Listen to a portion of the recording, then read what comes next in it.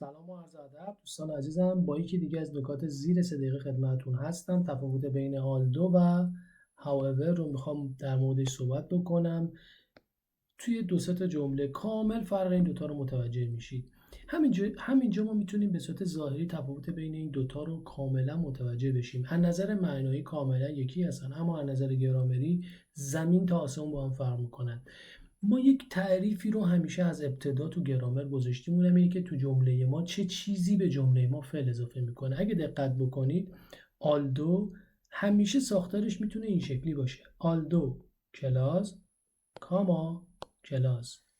حالا اینکه این کلاس دور افتاده اینجا تو این جمله این اتفاق افتاده، ولی کلا ساختار جمله این شکلیه که آلدو کلاس یعنی چی؟ کلاس یعنی فعل. هر جا من فعل دیدم میگم کلاس دارم.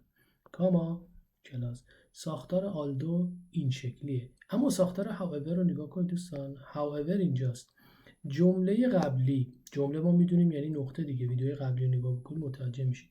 جمله قبلی با جمله بعدی توسط however با هم مرتبط شدن. پس however به جمله من فعل اضافه نمیکنه.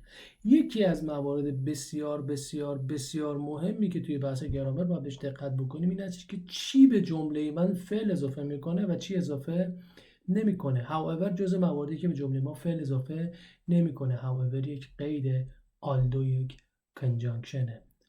مورد بعدی although کلاس declined verb کاما کلاس.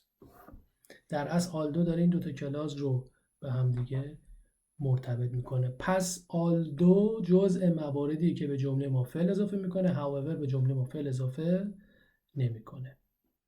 حالا بریم سراغ این مثال. دوستان گزینه A رو نگاه بکنید. به نظرتون جواب چیه؟ استاپ کنید، فکر کنید و بعد جواب بدید. با توجه به این نکته که خدمتتون گفتم. بله کاملا مشخصه. جواب شما میشه however. در اصل اینجا ببینید ساختار کلاس کاما کلاس رو ما توی این جمله نداریم که بگم اینجا جای آلدوه. بعد تازه مستقیما بعدش کاما اومده. اصلا مگه میشه بعد آلدو کاما بیاد؟ اگه قرار باشه آلدو بیاد بعد یک کلاس بیاد، بعد یک کاما، بعد کلاس بعدی. نمیتونه مستقیما بعد از سابوردینیتی کانجانکشن کاما بیاد.